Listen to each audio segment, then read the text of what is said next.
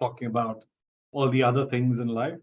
Coming straight to the presentation. So this is about market research. A very, very brief overview around it. Each slide could have been as long or even longer a session. So I'm going to almost brush through it, give you a broad idea. Through Raji and Harni, you have my connections. If you want to connect later date to know something more in greater depth, please feel free to do so. All right. So what I understand is most of you, one sec, have joined this whole space with a mindset of an entrepreneur. And before starting or talking about anything else, I thought I should introduce you to this book called Why Startups Fail. It's been written by Tom Eastman, an eminent professor, with an excellent track record at Harvard Business School, has the experiences on both the management side as well as the innovation side. So he definitely has good things to say about, or his words should be taken seriously. He has identified 6 reasons why the startups do not do as well as maybe want to. And I would like to concentrate on number 2, 3, and 4. All of those have an underpinning of customer journey, and which has not been discovered or has been poor. Number 2, false starts is all about lack of understanding. You did not understand the promise. The promise that was there was never a need in the market. And that's where it may have started, but did not go beyond that, which is again an indication of undiscovered customer. The point number 3 is about false promises. A lot of times we start an organization. There is a lot of initial promise. There are a lot of early adopters who come in. But what we do not realize a lot of times is perhaps these early adopters are not coming for the right reason. And therefore, if we haven't discovered their reasons, the startups may fail at a later date because there will be no late adopters or anything, because the early adopters came for a very different reason. Just a case in point here, there was a time when suddenly the boot polish, the black color polish sales went up in Bihar. And that was not an indication that the market had suddenly expanded or there was a new cohort of people. On investigation, it was found that that was the cattle selling season.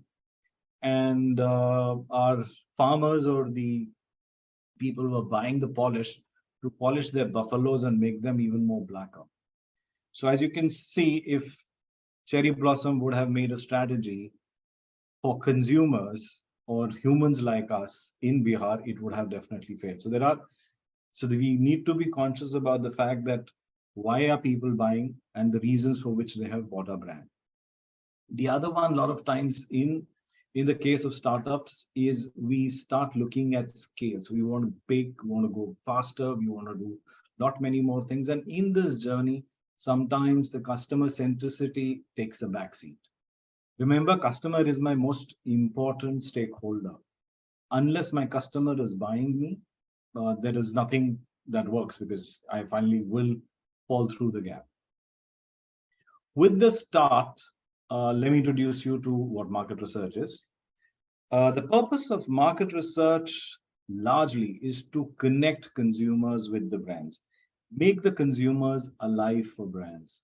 In a B2B case where the brands and customers are talking to each other on almost daily basis sometimes, there isn't so much need to have a market research, and therefore those kind of industries tend to do much less market research. But B2B or B2C companies or D2C companies where there's one to too many, that is where consumer research comes in, because then the market research firms or agencies are able to assimilate the information got from the consumers and make it alive for the brands. While that is what the market research does, the purpose of market research is the second part, more that the brands can take informed decisions. So what has been learned about the consumers, how they want to react, how they are reacting to everything, a brand can then take those decisions. Market research does not take decisions. It guides decisions. It helps in making decisions. It does not take decisions. There are a few things which we can do on our own to be in touch with the consumer pulse. We can observe, we can, whenever we are into the market, even if you're planning to buy something, just observe a few of the other customers. What are they doing? How are they buying? Where are they buying? What are they asking? Or while consuming, we may be sitting in a restaurant, we may be sitting at home. Look at the conversations that are happening around food. It is giving you a lot of inputs in terms of how, what your consumers are likely to be, who they are likely to be, how should you be dealing with them. Or you can talk to cooks, chefs. Your mother is the best cook, best chef ever. Talk to her. What you enjoy, ask her her, her secret ingredient. If you enjoy some auntie's food, etc., ask her the secret, and she may not tell you so. Or in a restaurant also, call the chef, appreciate, give your appreciation to him, ask him his secrets. You may not give them all of them, but he may give you some nice tips to understand what works, how does this market work, where is it working, and keep getting the expert opinions. Likewise, from friends and other family members, keep talking to them.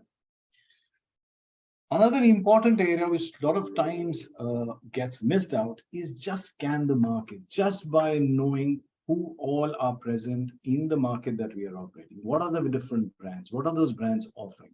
And if you can lay down, even in a simple Excel, who's saying what, where is it, etc., etc., it gives us a very good 360-degree view of our market to see and identify the white spaces and the gaps, and therefore the opportunities for us. So there is a lot of homework in terms of just being in touch with the consumers, in terms of just finding what they are saying, just being able to read what they want to do, or the pulse that one can do on their own. But I will call this, most of it, as informal research. It is essential. As brand custodians, I urge every brand custodian to be in touch with the consumers through all kinds of informal means, be it observing, be it talking, be it even reading. A lot of materials available through the other experts who have mentioned good things about, or not so, or have shared their intelligent observations around it. So informal research is essential, but if the decisions are critical, a lot of times it's not sufficient. So what are the fallacies with just doing an informal research? Well, we are humans, and as humans, we are susceptible to all kinds of biases, and I've just numbered 4 here. Too many biases are at play. Okay, let me take the first one, which is endowment bias. Endowment is some kind of an ownership. So if it's my idea, and therefore I own it, okay, I get possessive about it. If somebody is criticizing it, I defend it rather than appreciating that criticism. And there is nothing inhuman or irrational or illogical about it. It is what we are. We are humans. This endowment effect affects everyone. So is the confirmation bias. I tend to listen to those beliefs that confirm my internal beliefs. I will reject those beliefs that do not confirm them, and I do it naturally. Okay. Again, there is no shame in that, and this will again bring it. So what it is doing is, whatever your ideas are, whatever your thoughts are, whatever you may be trying to measure, it is coloring with all your personal experiences or biases that is coming in. One of the very interesting bias is a coherence bias. If I can connect the dots of very varied happenings and make it a cohesive story, and if I believe in it, even if it is not real, even if the sample size is very small, I will tend to agree with it and take it as the gospel truth. And there is a good old adage which says, "100 बार झूठ बोलो तो वो सच हो जाता है." That's exactly where coherence bias steps. Or substitution effect, which is, I don't know the answer, but I know the answer of something else, and I will substitute. So say for a new brand of product or something, I ask you, how is the fragrance of that, and you don't know, but it's an overall a decent product. You will tend to substitute the answer of flavor or fragrance with the overall knowledge of it's the good, decent product, and say it's good. So we do that, and that's how we all work. And these are just a few biases. If I was to enumerate all the biases, they will just run into millions and millions of pages. Not millions pages, but definitely a few tens of pages for sure. On one hand, that's about cognitive biases, why we cannot rely only on informal researchers. The other thing is informal researchers do not have the rigor. the rigor of what to ask and how to ask. So if I have to measure somebody's intention to, let's say, buy, or whether somebody liked it or disliked it, or there is a lot of years of science that have gone is how to frame that question, how to measure that question. And that sometimes get missed out, and therefore the interpretations can be misleading. Likewise, representation. Who to ask? What is my right target group? Should I be talking to housewives? Should I be talking to young adults? Should I be talking to mature adults? Who should I be talking to? Who should I ask? That's part one. The second part is how do I find them? And therefore, what kind of sampling do I use? Do I use systematic random sampling? Do I use some other form of sampling? So how best to represent that market? So if I'm representing, let's say, Mumbai, and I just go and study one small cohort in Bandra, I cannot say it's representative of Bombay. I need to represent the different parts of Bombay, the various walks and walks of life of Bombay. So that's where all the science comes in, and therefore the rigor comes in, and that is something that sometimes does get missed out. So, what is market research? Core purpose. It is about answering business questions. Any question related to the whys around whys, what, when, which, how much around the brands. That's where a formal market research should come in. And we will take you through the various stages as well, and where it can come in and what form it can come in. So, but before that, just two very distinct spaces of research. There's, you can call them specialization as well, but to answer the business questions, they must come together and come together cohesively to answer it well. There is qualitative research, and then there is quantitative research. Qualitative research is all about whys. It is far more free-flowing, open-ended inquiries. Quantitative is all about numbers, how much, which, what, so those kind of numbers, and it's far more structured inquiry, where you have your standard ways of asking the questions, standard scales to measure those answers to those questions, target groups defined very, very clearly, sampling, what kind of sampling, how do I represent the whole city well, what is the various rules of engagement I would use, etc. So quantitative is far more structured, mathematical, scientific, because it's finally about numbers that will get projected. On the other hand, qualitative is far more free-flowing. You may have heard words like depth interviews, which are discussions amongst individuals or groups, or even the earlier discussion around the informal research that we were talking about, be it observations, be it, just casually talking to somebody, are all forms of qualitative research. One space which is building up quite and coming up quite aggressively is communities. And that's what I would like to spend a little more explaining what communities is all about. So communities is about getting a group of consumers together to 20, 30, maybe 50, 100, 500, whatever size is required for the kind of research that we are doing. So bringing them all together in a single platform and just having a conversation over longish period. The conversations could be through chats like WhatsApp. The conversations could be through video calls like one we are doing here, Zoom calls. The information collection could also be through surveys. And all that is happening together in a single space to know them better, to know them deeper, to know them continuously, to even do co-creations with them. And it brings in lots of advantages. One, we can take the people on a longitudinal journey. We know them, how they're doing, what they're doing over a period of time. It's fast and iterative because they're already there. I have a question, a business question, I quickly put in that community, I get those answers. The way the communities interact with each other is very engaging. And what you get, the responses to be really authentic and rich. So it provides rich information, it provides quick access, and it provides different modes of access, which is all brings it together and it becomes a powerful tool to continuously remain connected with consumers. Market research is also applicable across all the stages of a brand, be it at the pre-launch or an ideation stage, or at the early growth stage, or the main growth stage, or maturity. And I'm just going to take each of these stages one by one, just inform you about what kind of questions are there, and maybe pick up one odd areas to go a little deeper, and we'll take it from there. So starting about the ideation journey, this is where you are seizing the opportunity. To seize the opportunity, you've identified the opportunity. To identify the opportunity, you need to first say, how big is that opportunity? You need to size that market.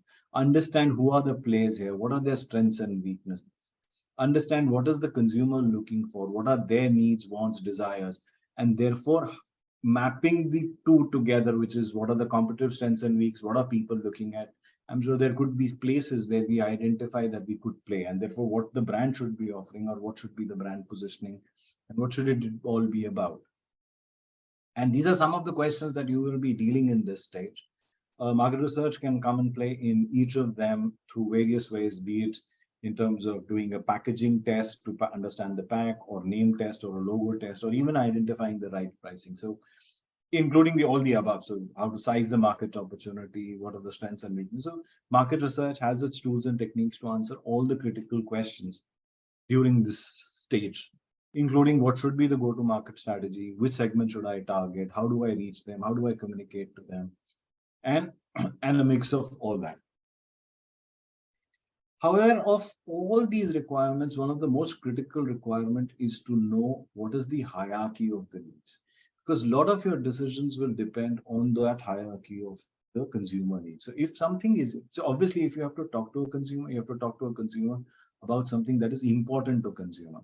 And on that will depend your positioning, your brand offering, what your brand stands for. Everything around the brand is hinging on what is important to the consumer and how you communicate to the consumer. The various methods of identifying consumer hierarchy, you could ask a stated direct method, which is, just ask them what is important to you. The issue with this is it's very good in identifying the hygiene factors or the basic factors, which are without which you don't have a right to play in the market, but it's not as efficient in identifying the other factors. On the other hand, regression or Jacquard analysis are derived ways of getting the hierarchy. They also have their work and they're effective, but most of them assume linearity between the various dimensions, which it may not be. Linearity being that higher it is, the more important it is, and it's a forced linearity. I'm sorry, I'm getting a little technical, but we can ignore the technical if it's distracting.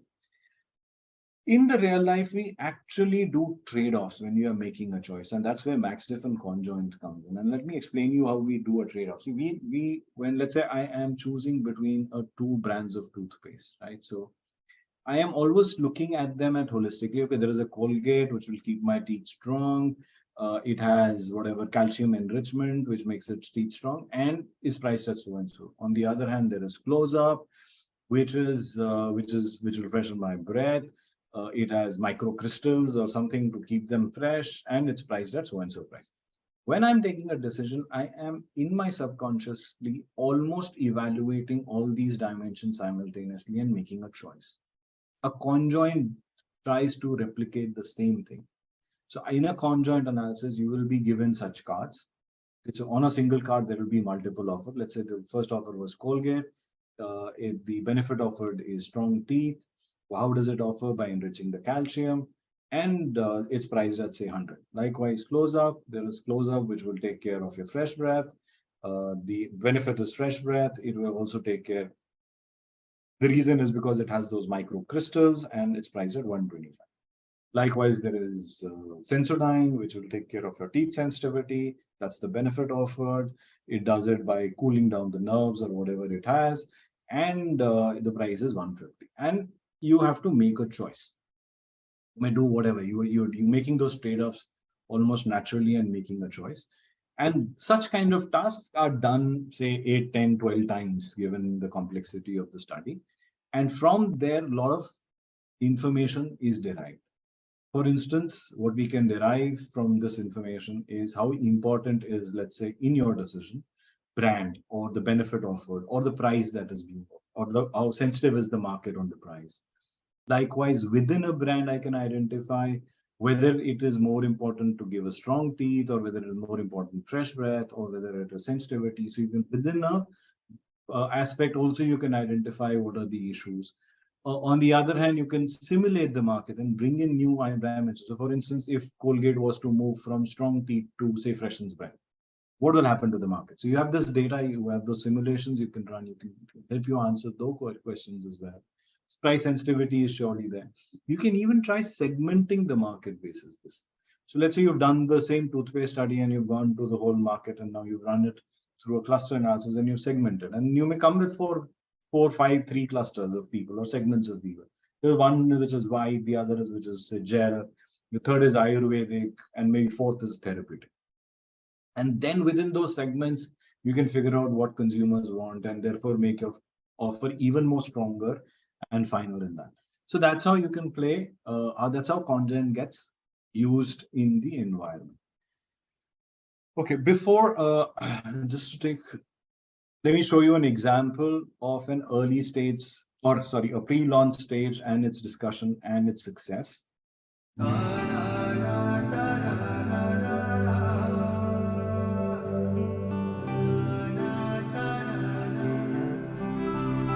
बचपन की यादों को फिर से बहाओ, बड़ी चटपटी है ये, फिर से पिलाओ. Aam Panna from Paperboat, drinks and memories. So clearly a new market opportunity, which was in the space of ethnic drinks. It was delivered through a route which was nostalgic. You had the Malgudi days, Tanana going at the background and memories and rings and all that. A very good execution of an opportunity which was delivered at the developed in the pre-launch to be delivered after the launch, obviously. Moving on, the second stage would be the early stage. Now, imagine you have just about launched your brand. At this point in time, there are lots of anxieties. Hey, what am I communicating? Is that working, not working? Is my media working, not working? Am I reaching out to people? What kind of people are reaching out? Are people buying, not buying? Are they liking my product? Why have they bought it? Are they repeat buying or not repeat buying? Which segment has taken it? Right? And there are lots of strategic plays. At this point in time, you will do lots of tactical things, a lot of strategic things. And paramount at this stage is nimbleness, because the strategy or the thought or what you started with may or may not translate exactly into how the market reacts to your brand or the product. So there is that nimbleness in this stage, which is of paramount, and you will be questioning yourself a lot. You will be looking for answers quite a lot, and researching all these questions can as a design to help you and guide you in this space. However, paramount in this space would be how well are you communicating about the brand to your consumers? Are you communicating the right thing? Are you getting them interested in your brand? And that is where a creative testing comes in. And there are multiple frameworks, but the framework we subscribe to is inspired by behavioral sciences. And I'll also tell you why we moved towards behavioral sciences. A lot has happened since, we all know IDA happened, which is awareness, interest, desire, and action. A lot has happened since then. There are lots of new learnings that we have. Attention today has become the currency today. It's the most expensive commodity. Everybody is trying to get your attention, be it in social media, be outside the social, be in digital media, be it anywhere, even if you're on the road, even if you're in a restaurant wanting to have a nice, quiet meal. Everybody's trying to get your attention. So attention has become the currency.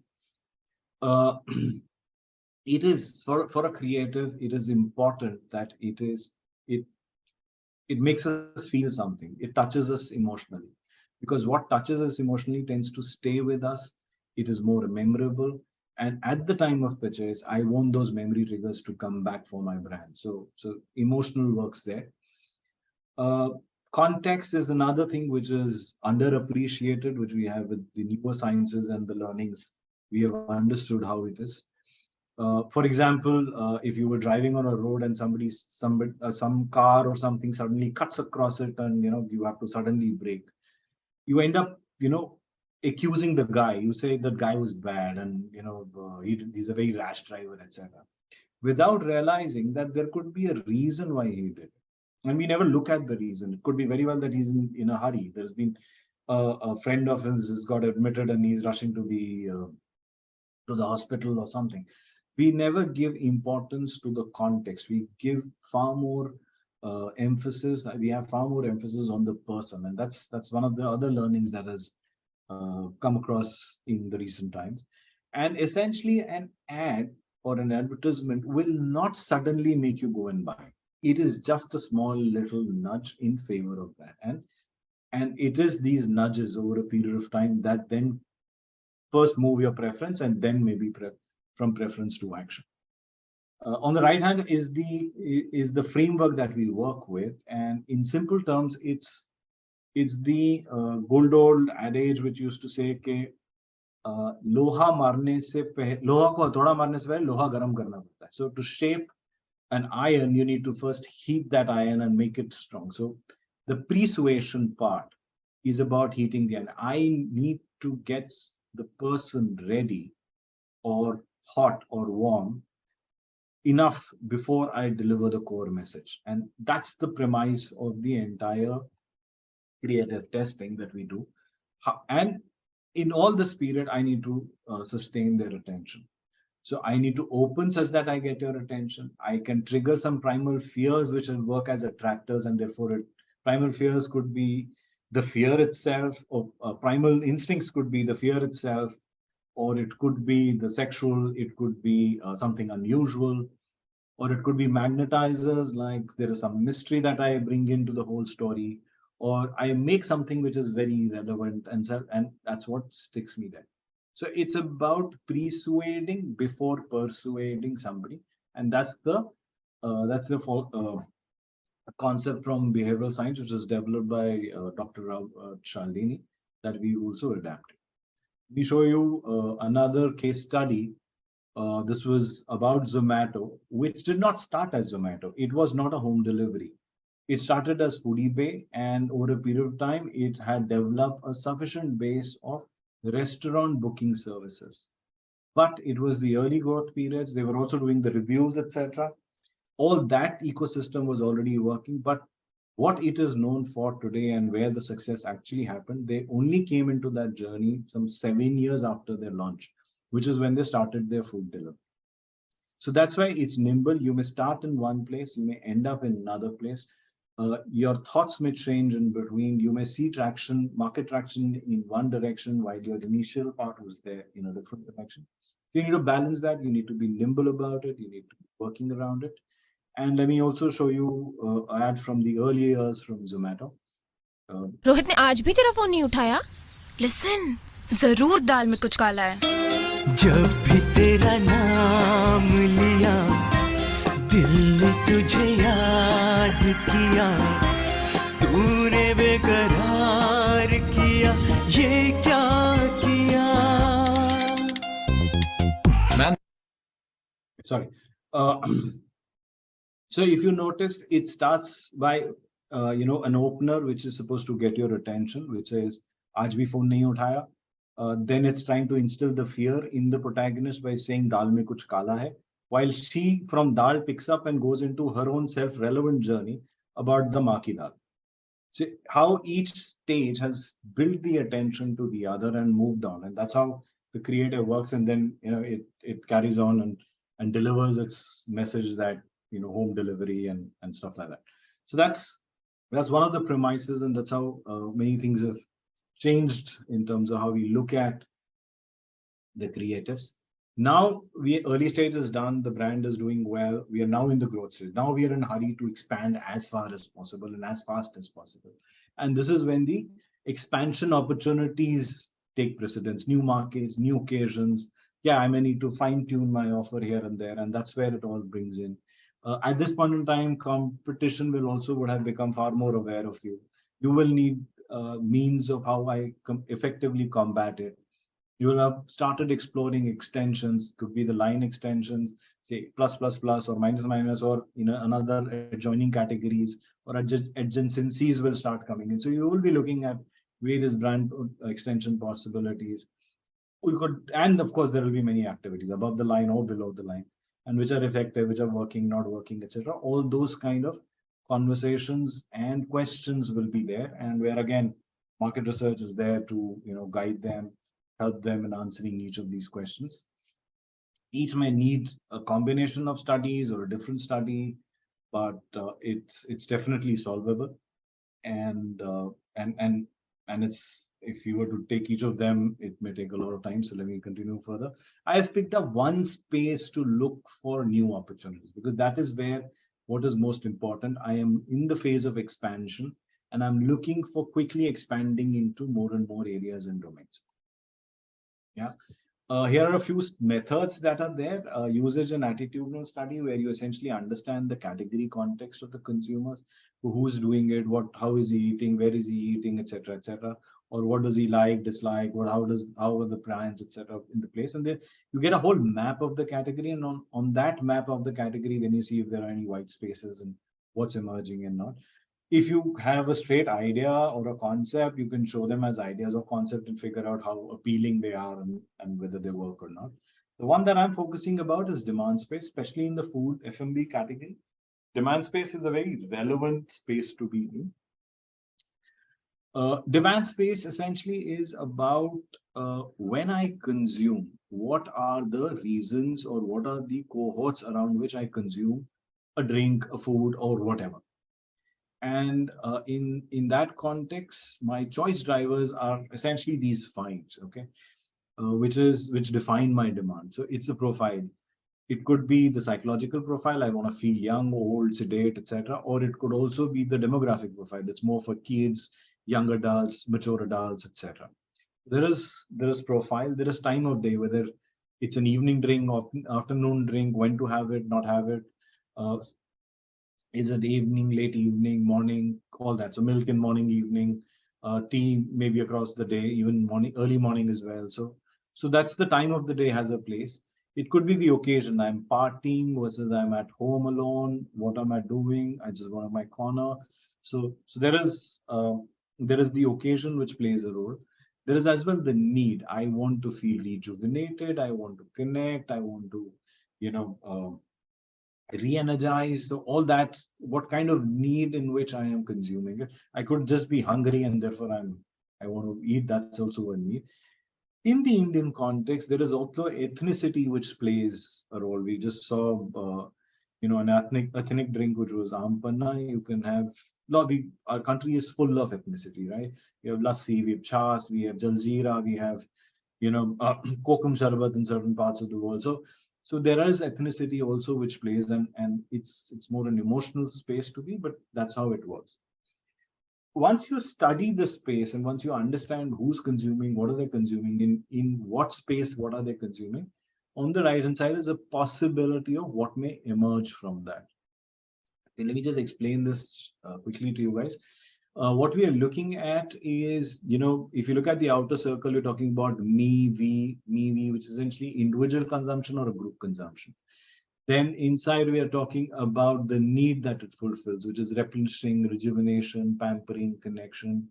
Then it is about the occasion, which is a time and occasion mix. So late night snacking or midday hunger or mid-morning lift. So that's how it has spanned out in this particular category or market. Now, if you can size each of these, then you know what is the opportunity size. You can then look at which brands are offering in each of these. And therefore, you can identify what are the white spaces which are available. And I can position my brand in that kind of a space. And I'll now share something which was done some years back as effectively. ऐसे नहीं करते लौकी बनी है आज भैया आज मीठे में क्या है कैडबरी है ना झूठा होगा। हाँ लेकिन मुझे तो झूठा चलेगा तू तो मेरी परी है ना अच्छा ठीक है लीजिए sorry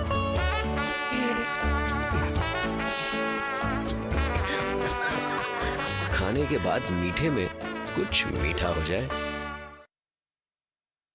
So from the context of a chocolate, it was a completely new demand space or a space which opened up for chocolates, which was traditionally that after meal or any time that meetha that we used to have was typically an Indian sweet, and chocolate repositioned itself. Cadbury, of course, gained, but many other chocolates also gained, and it became very acceptable as a alternate to the Indian mithai. Same thing has been continued in their Rakhi and Diwali gifting, and it's all an extension of the space itself, which was very brilliantly created through this campaign.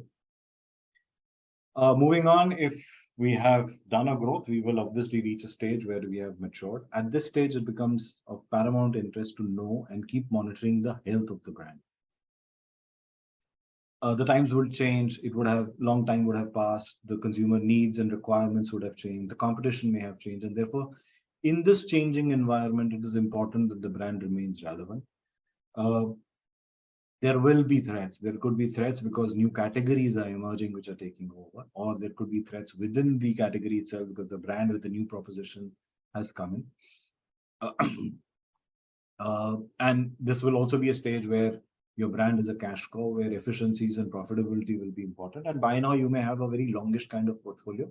Maybe debating about what's my portfolio strategy. Are they delivering well? How do I optimize? Where do I optimize, etc. So those kind of questions you will be dealing with. But of the most important thing is, brand health, and we need to keep a constant tab on how good is my brand, how well is it doing, what are the things it stands for. So this is the brand health construct, very similar to many. First and foremost, it's important that I am a salient brand, which is the brand signal. So people remember me spontaneously because when they are in the purchase cycle, they should recall me and they should buy me. So the first is ensuring the mental availability. The second part, which is brand equity, is about ensuring what does the brand stand for in their minds, and it should stand for the right things in their mind. How well have they received the campaign? Do they recall it? What's been the performance of the campaign? Has it been able to improve the metrics or at least maintain them and not let them fall? That's the other space, and we're looking at campaign efficiency through brand health tracking. We're also measuring brand experience, who's consumed, how much have they consumed, what are the triggers, what are the barriers, and all that comes in. So it's a 360-degree view of how the brand is doing in the minds of the consumers. You can have also other things that we do with the household purchases, etc. And to have continuous tab with the consumers, we recommend also doing a sprint conversation. So that's a typical construct of your brand health requirements, where you're measuring your brand health through the awareness, the usage, the perceptions, the campaign, their experiences, and everything together. Yeah. Here is a brand that has remained relevant through the times. मैंने चलते हुए bag में रखी थी। Bag में डाली तो कहाँ चली गई? वहाँ निकल गई। ढंग से देखो ना यार। चाबी भूल गए आप? जी। आइए ना, हमारे यहाँ इंतजार कीजिए। अब नहीं, हम ठीक है। देखते रहो उसको। इसको बाहर सुनिए, मैं चाय बना रही हूँ, आइए। करो फोन ताले वाले। चाय की बहुत अच्छी खुशबू आती है इसके घर से। आती होगी।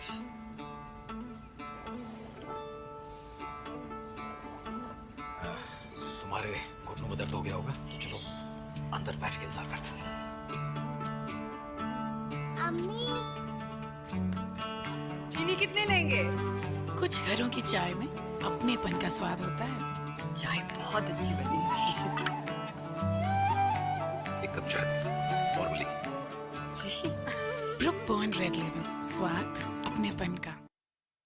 So the time when this campaign was launched, the brand was facing the challenges of coffee culture on the rise in our country, the challenge of specialized teas coming into the country, and the challenge with Red Label was that it used to span across all SECs. So it had to take a language and stay relevant for a large set and large diaspora of consumers, which this campaign and continues, which even continues to now. They've taken up a social purpose and they've built a nice communication story of the community. Continues to be there and has been able to stay relevant across the ages and times. That's broadly what I had to share today.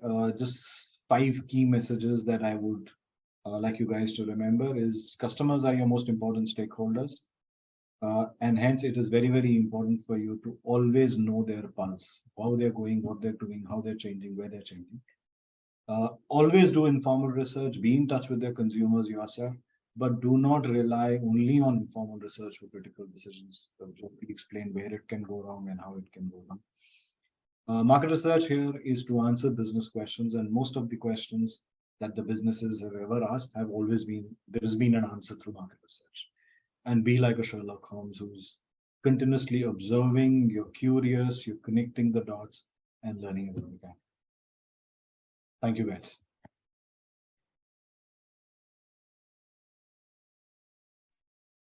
Thanks so much, Vishikh. This was really interesting. Now, Raji, up to you. Can you see my screen? Yes, you can. Hello, everyone. So I'm Raji, and I'm the Consumer Insights Advisor for GFI India. Thank you so much, Vishikh. That was, I think, really insightful. So going from there, so I'm going to just run you guys through some insights that we've done at GFI India for the smart protein sector.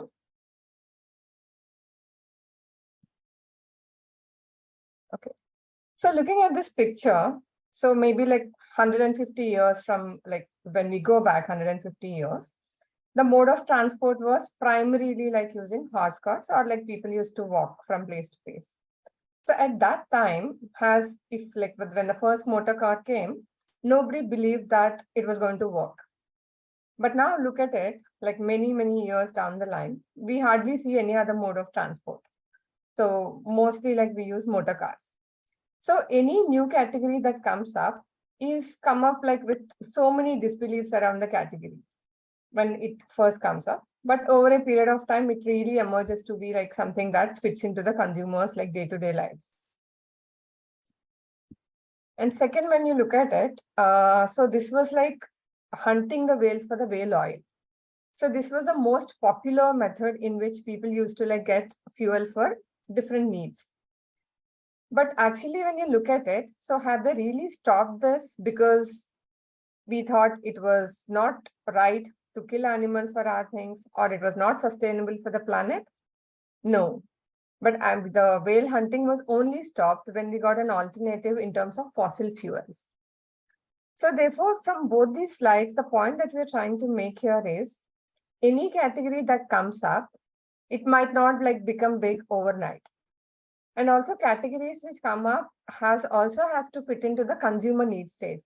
Like it was seen in the earlier presentation, any new product or any new category that comes in, it has to address something that the consumer has in his day-to-day life, some need state, or it has to fare better than the products or the categories that he has in his day-to-day life.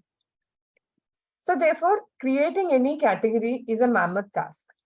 It doesn't happen like in a day or like in a few months or in a few years also. Like we've seen some of these categories like motor cars took like almost like 100 years. Or similarly, the renewable energy, which has come in sustainable space, it's been like many decades that the work has started, but still today it accounts for only about 30% of the electricity consumption in the world. So therefore, when we look at a category like ours, which is like smart protein, be it plant-based or like the other new methods like cultivated or fermentation derived that are going to come, they're still in the very, very initial stages. So if you look at a market like India, most of the companies have come up in the last 3 to 4 years. And it is only now that the consumers are like getting aware of the category and then like with a few trials happening. So therefore, it is in the initial stages targeting the early adopters. So the category is going to take some time to move away from this early adopter cohort and then move to the mass markets.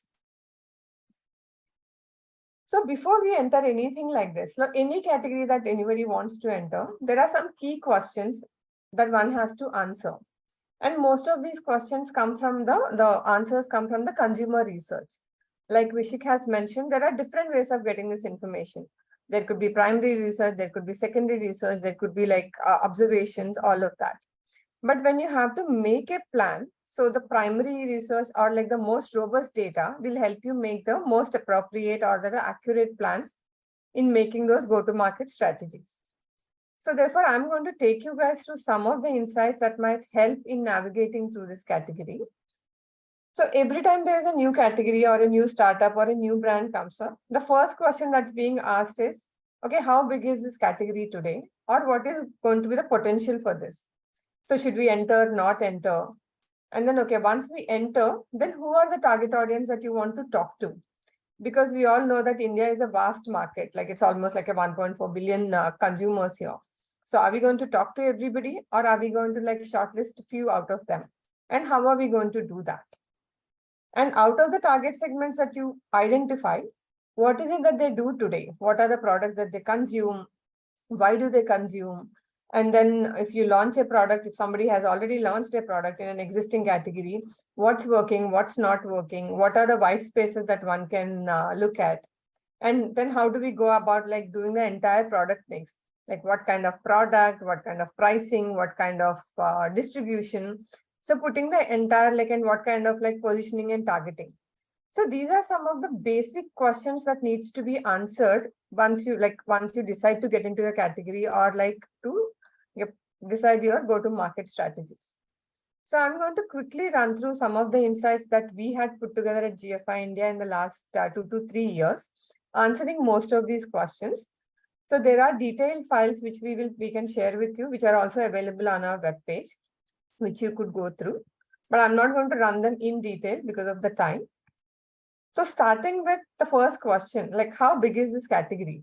And then what is its potential going forward?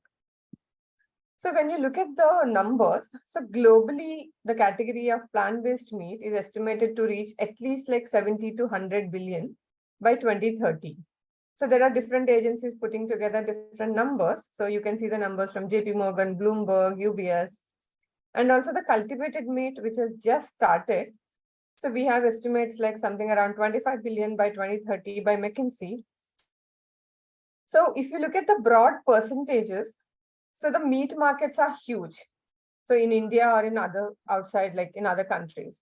But even with this kind of numbers, we are only talking about like grabbing about 5 to 6% of the meat market share through plant-based options. So specifically when we look at India, what's the kind of potential that India has? So GFI has done work with Deloitte to come up with a set of numbers which identify what is the potential of the category by 2030. So basis this study, the plant-based meat market, which is around like 100 crores in today's time, might be anywhere between 1800 crores to 5800 crores by 2030. So there are different scenarios that are worked out basis like different things that can influence the category. Say in terms of like if the category reaches taste parity with conventional meat, reaches price parity, and then all the ingredients are available in the local markets. And there is a lot of support from government in terms of like subsidies, taxation and all. So considering all these factors, those 3 scenarios are worked out. So looking at like we mentioned, like it's a huge country. So most of the consumers are looking at India because of the huge population that we have. It's about a 1.4 billion market, which is the most populous country in the world, and also one of the younger economies among the major economies. Our average age is about 27, 28, while the markets like US and then China are averaging about 38 to 40. So which makes the country very, very lucrative for many of the brands from India and outside India.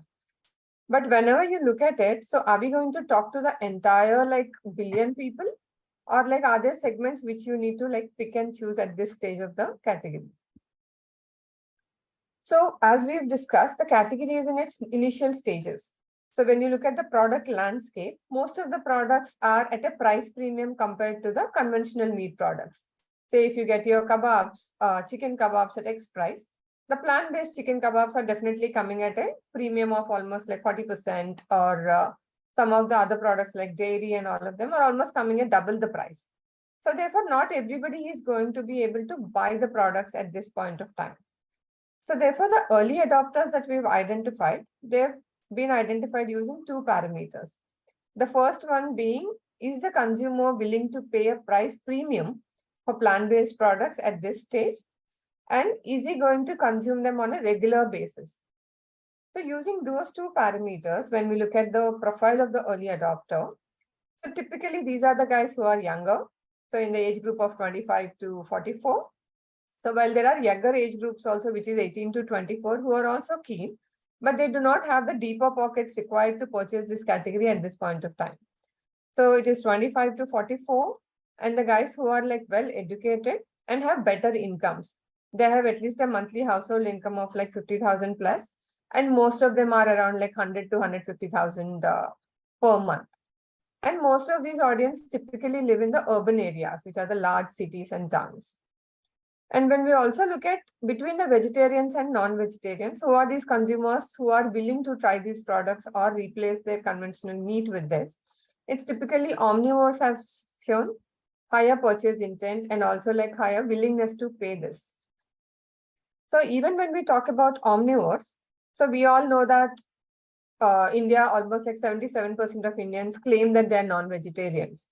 However, when we look at the transactions, most of the transactions are vegetarians. These people are not going to have like meat on a day-to-day basis.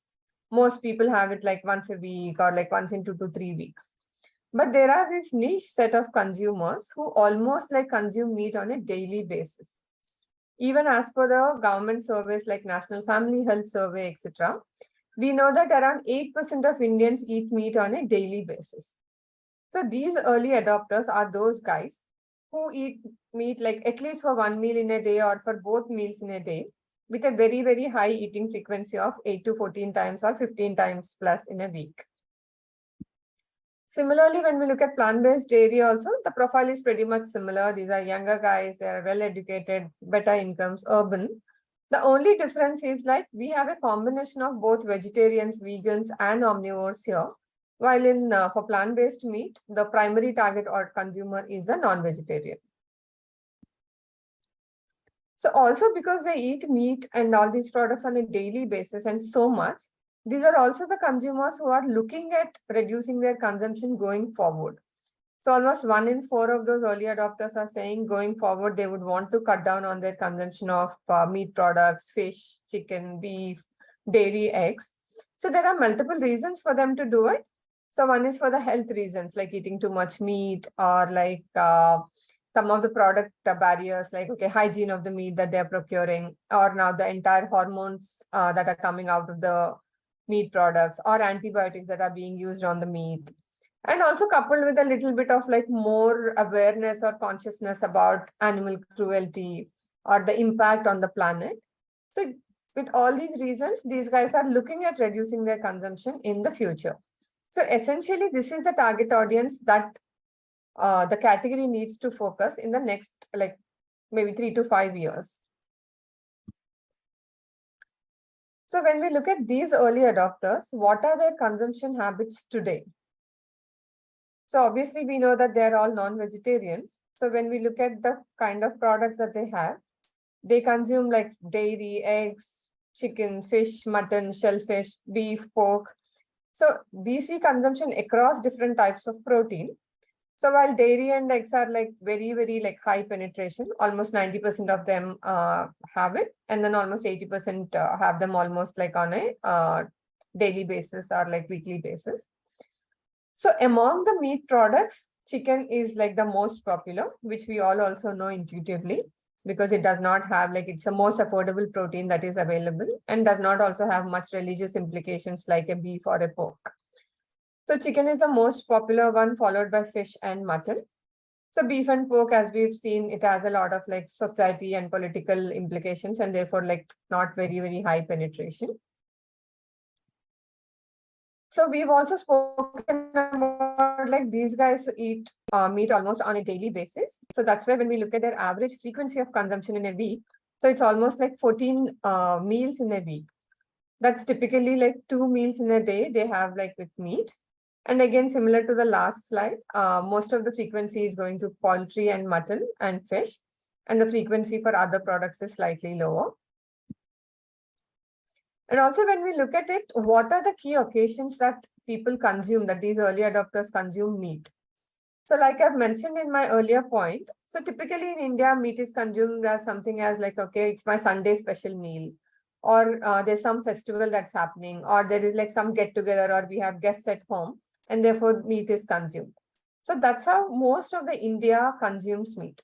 But when we look at the early adopters, these guys almost consume it as their normal weekday menu. So they have it like any other meal, like your dal, sabzi, there's also meat on your plate. So apart from those, your regular meals, they also consume meat for all the special occasions in their life. Okay, there's Sunday, so what special do we make? Or like there's some get together that's happening with my friends, family.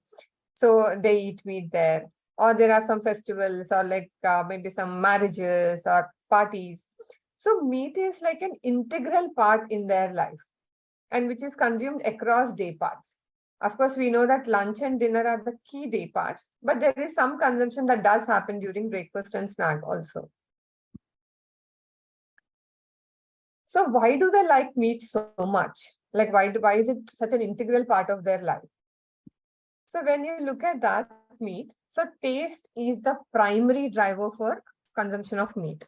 So people are not talking about anything else. They have meat purely for taste purposes. Therefore, whenever we are talking about plant-based meat, which we are aiming to replace conventional meat, the primary thing that one has to meet is the taste parity with meat.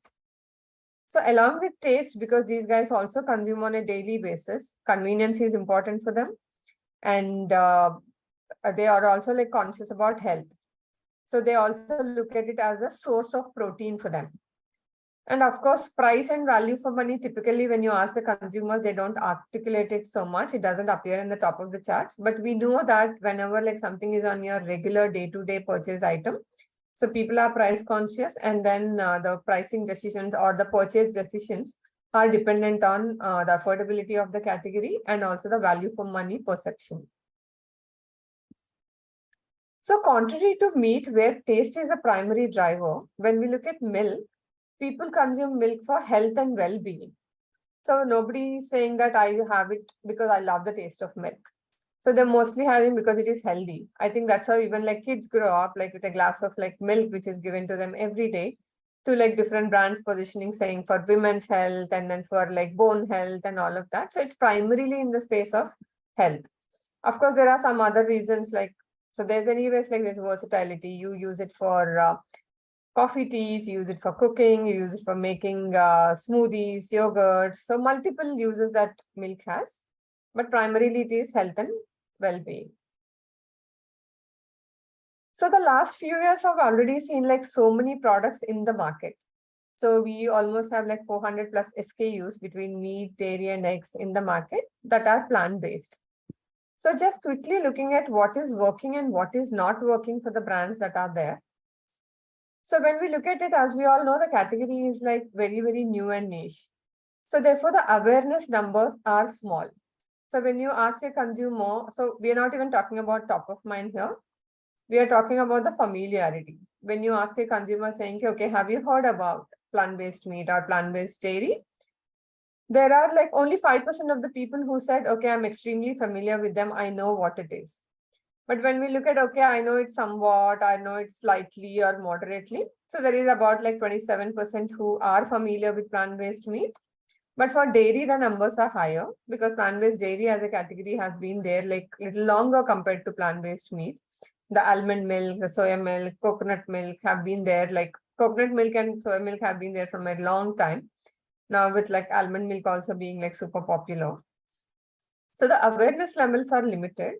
So obviously when you don't even know about the category, you're not going to try it.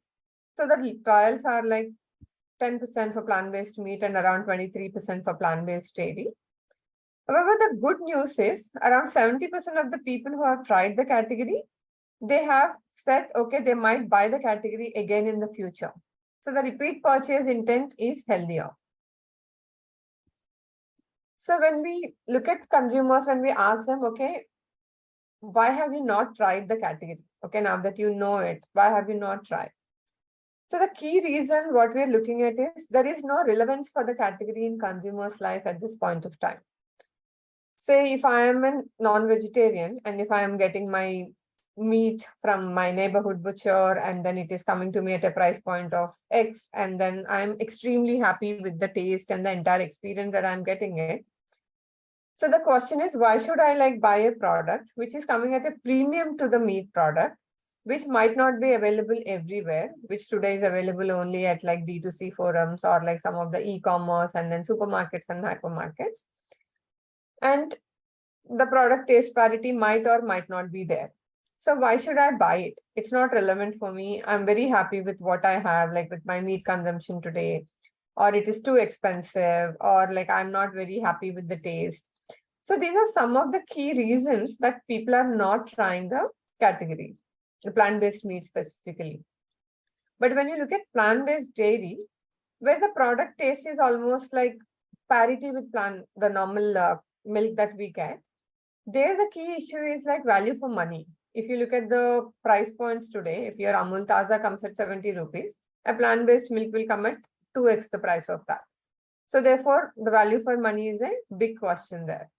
And also like availability, like your milk comes almost to your doorstep, but when you have to buy a plant-based milk, so you have to like go to an e-commerce website or you have to go to a supermarket, hypermarket.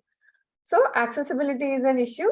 And versatility is also an issue, little bit like, okay, it is not compatible when I make my very, very hot coffee or tea. So at this point of time, what we see is there are issues in terms of product and pricing since the category is new. So that is when we were talking about the earlier categories like motor cars or like even the renewable energy, etc. So no category one, when it starts in the initial, it is not going to come with the perfect price, taste, and everything, accessibility. So it's a journey. It is going to take time. And that is where the plant-based category is also at this time.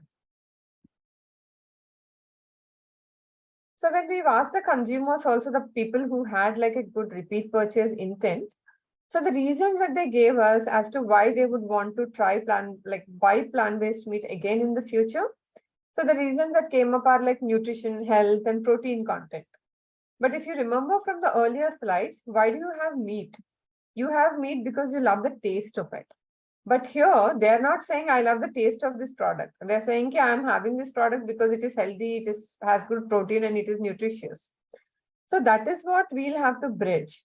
This product also will have to reach a stage where the consumers are having it for the taste aspect of it.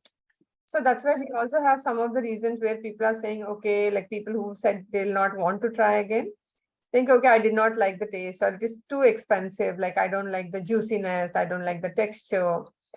So therefore, the category has some journey still to go in terms of the product and the price journey. So keeping that in mind, so how do we go about product development? So if you look at any countries like US, etc., so their staple food is like very, very like standard. So they'll have either a burger or a sandwich, and then like they have consume almost 3 burgers in a week. So it's very easy for the companies there to develop product. So they could come up with a patty, which is almost taking care of like 3 meals in a week, which is like a good share of the basket. But when we look at India, that's not how it operates. It has like some national dishes, and there are so many regional dishes. Like the taste varies from state to state, and sometimes within a state also it changes. So the landscape is vast. And also the kind of products are also like huge. So there are a lot of rice items like biryanis, fried rice, pulavs, other gravy items like these chicken curries, butter chickens, mutton curry, fish curry. And there are a lot of other snack items like your kebabs, lollipops, and chicken tikkas, and then pizzas, burgers. So there's like a lot of products that people consume. And therefore, there is scope also to experiment across categories. And also even in like dairy, when we look at it, of course, milk is the largest category by far. But there's also opportunity in terms of like butter, cheese, ghee, paneer. And also, while India is mostly a fresh market compared to other markets where there are a lot of frozen categories, but of late we are seeing like most of these marinated, chilled, frozen categories also making inroads into the market. So we see brands like Licious or like most of these e-commerce brands, which are all like selling frozen or like even the chilled products. So there is opportunity to explore like different formats, right, from ambient products to the chilled and marinated and then frozen formats. And these are also different kinds of like cuts that one could experiment if we are like getting into the category. So this is a similar thing. So different players are exploring different kinds of temperatures, while Good Dot has like products which are at ambient temperature. Most of the other brands in the category are mostly like selling frozen products. Or even among the milk also, there is opportunity to come up with different kinds of products. While we've primarily seen coconut milk, soy milk, and almond milk all these years, but there with the new innovations happening, so now we are seeing milk that is coming from grains and different kind of lentils. So there's a lot of innovation that's happening, and consumers are also experimenting with different kinds of milk. So if you look at this chart, so nobody is having only one type of milk. So people are also trying different kinds of milk. So this shows that 20% of the consumers have almond, soy, and oat, all three kinds of milk. So this we've been talking about, so which is a cost comparison. So some of the products that are there in the market, if you look at it, so these products are almost like coming at a price which is almost double to the price of the conventional meat and dairy products. So therefore, in terms of product development, there is the journey has to be to a point where the products are reaching taste parity. So when we meet taste parity, it's not only the taste, but the entire sensorial experience that is offered by the conventional meat or dairy products. Like when we talk about meat, we talk about like juiciness, texture, moisture. All of those parameters also need to be parity. And in terms of price, while we understand it's like going to take some time because there are no economies of scale, there's no availability of local ingredient, but it is also like work in progress. And the last one is like, okay, once you have the product, how do you position and market this product? So when you look at non-veg, so what does that mean to different consumers? So when we've spoken to different consumers, so it means different things to different consumers. So for some people, it is self-expression. For some people, it is about all indulgence and satiation. And for some people, it's about self-gratification. So depending on their life stage and depending on where they live, who do they live with, so non-veg has like different meanings for them. Like for some people, like the Sunday mutton is like their ritual. Or for some like big family get-togethers. So what gets done on those days is very, very important. Maybe it's a biryani or a butter chicken. So it has like different meanings at different stages of life and then with the different kinds of like people that you are at that point of time. And also the kind of, when we ask people, okay, after you have non-veg, how do you feel? So it's typically the most common response is like, I felt like really indulged. I felt, okay, I had like really good meal today. I felt super energetic. My craving was satisfied. So these are all some of the things that talk about the experience in the meat consumption. So therefore, when we are talking about plant-based meats or any other plant-based products, so while marketing is extremely important, because we'd seen from the earlier slides that awareness is limited at this point of time. So therefore, creating awareness and relevance for the category is extremely important. But when we are talking about it, what is the primary message that one needs to convey? So if you look at different communications, like different TVCs that are around, most people are talking about animal cruelty, or people are talking about creating a sustainable planet. So those are all coming from an activist mindset. But when you look at the average consumer that we want the product to, who we want to come and then buy the product, they are not looking at animal cruelty. They are not looking at sustainability. They are looking at products that are like tasty, because end of the day, this is a category which is foods. So whenever people think of food, the first thing that they think of is taste. So therefore, everything that we are doing in the plant-based meat or dairy, plant-based meat especially, has to be focused around taste. So we could use like very appetizing, indulgent descriptions. The food shots can be great. And like the products can be like in a recognizable format. Like we could use the existing formats and replicate them. So there is like a chicken biryani. So we could create a plant-based chicken biryani. Or if there are kebabs, there could be like plant-based kebabs, or patties, plant-based patties.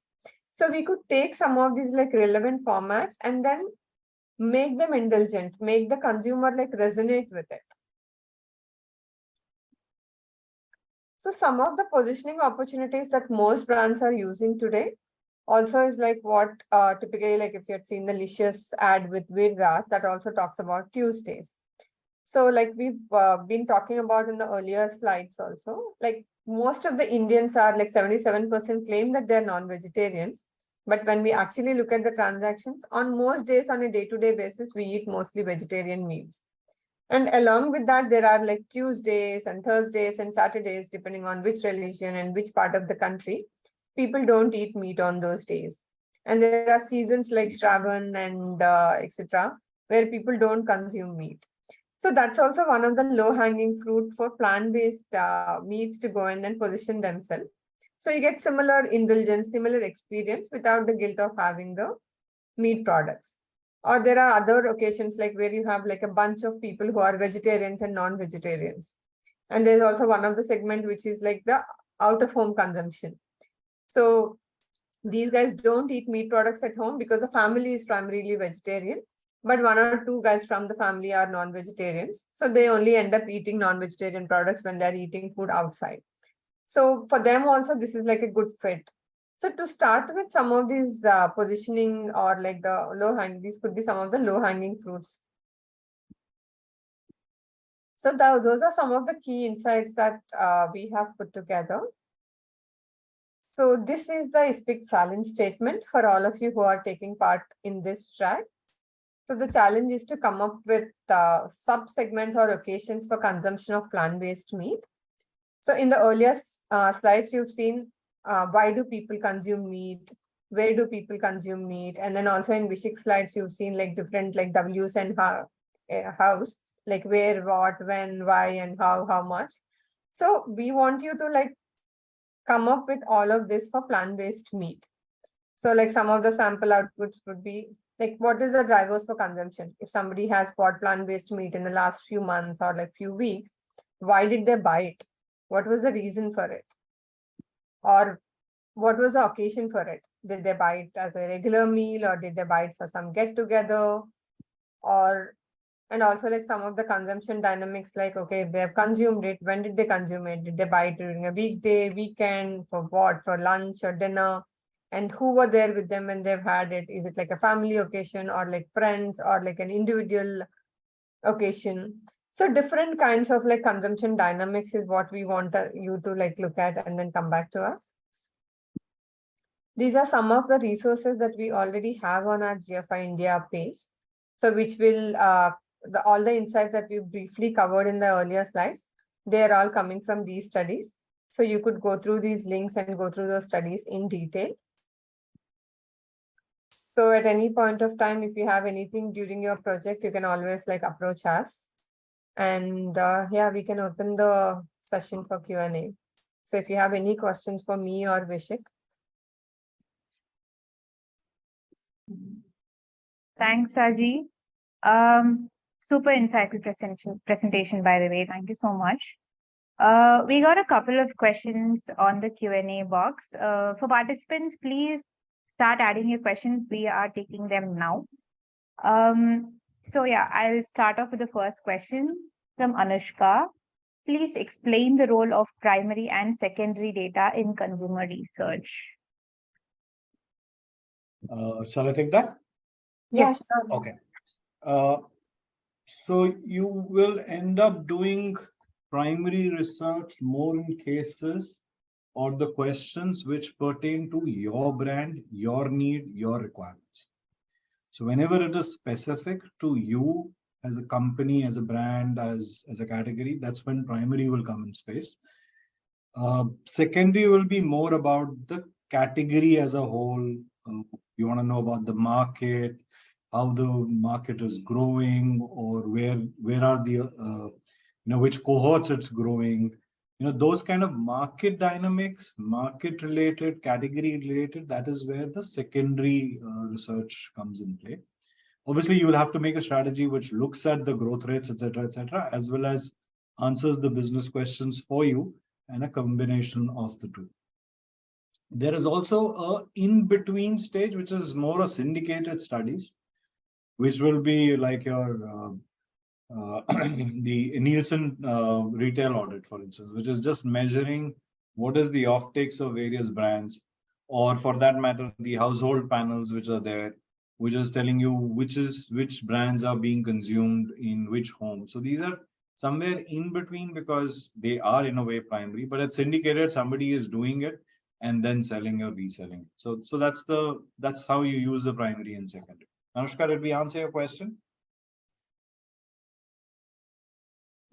Just to add to that, Anushka, so all the insight that we presented today, you could take it as secondary research. Like if you are like a brand or like a startup who are wanting to get into this space, the insights that we have already done, you could use it as a base to understand where the category is and what are the key insights. But as a brand or a company, you will have your own questions in terms of like which audience do I target and then which segments do I go after and all of that. For all of that, you'll have to do your own primary research.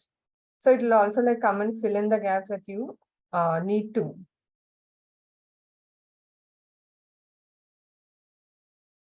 Okay. Thank you both. We have the second question also from Anushka. Please briefly explain if Maslow's hierarchy of needs has a role to play in consumer research and how a researcher must abide by it.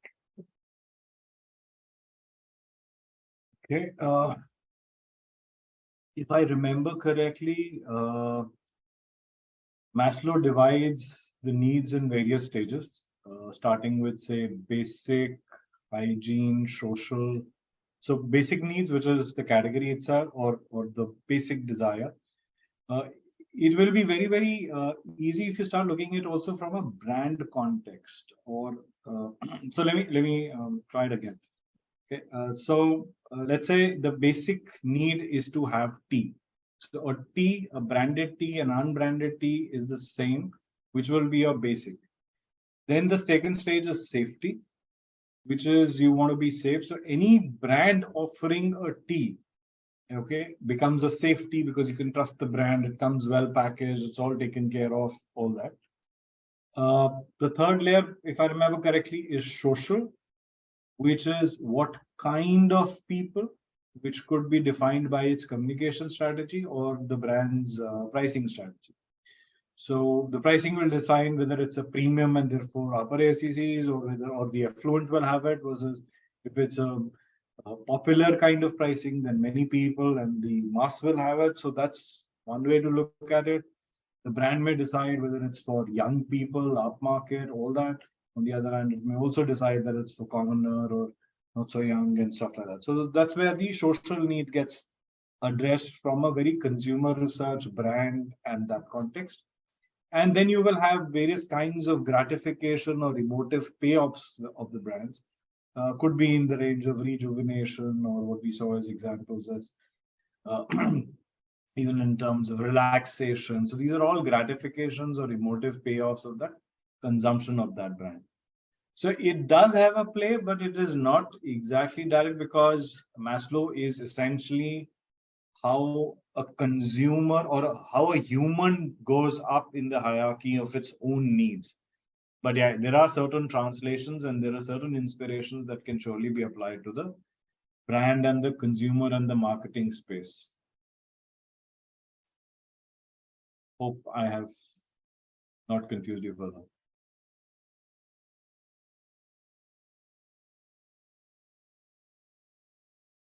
We've got one more question from Kamal Nayan. A typical question that I usually come across is how cultivated meat will be positioned in the market, whether it will come under veg or non-veg category, and why. So what is the best way to address this question among consumers? Thanks, Harini. So frankly, I don't have an answer for that because we've not done any work on cultivated meat so far in India. Just my gut is like most of the products that we are making in the plant-based space are cultivated or fermentation derived. The primary target audience is non-vegetarians. So therefore, I'm assuming the products that will come up in the cultivated meat space as well will be positioned at them. Because when we've spoken to the consumers who are vegetarians about these products, they were like, okay, we anyways have our protein sources in the vegetarian form, which is your paneer and chana, chole, etc. And they were not really looking at something like a plant-based meat to come and then fill in something. And they also had apprehensions in terms of, okay, it doesn't like, it looks like a meat product. Maybe it'll have like some kind of like the texture is different, or like some of those like red spots are there. So we've not seen much of like openness from the vegetarian consumers for plant-based meat. So I am assuming for the cultivated meat, the response might be lower, like which is typically the purchase intent might be low. But we don't have like any solid answers for that at this point of time. There's no work that has been done so far.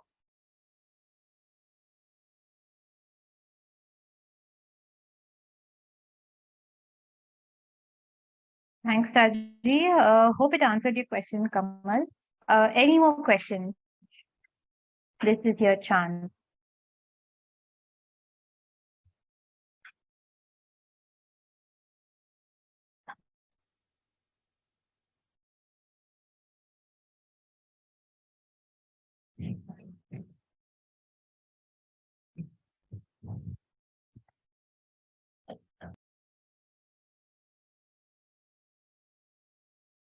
Sorry, I lost the network for a bit. No questions have come in, Raji. Yeah, we're just waiting for the participants to share their questions if they have any. We'll pause for a quick 30 seconds and then we'll wrap the session. We have our networking at Meet Away for the smarter folks as well. So all the registration link and the joining link are there on the chat box. So as soon as the webinar is wrapped up, please head to the Meet Away session where you can network and meet with your fellow participants.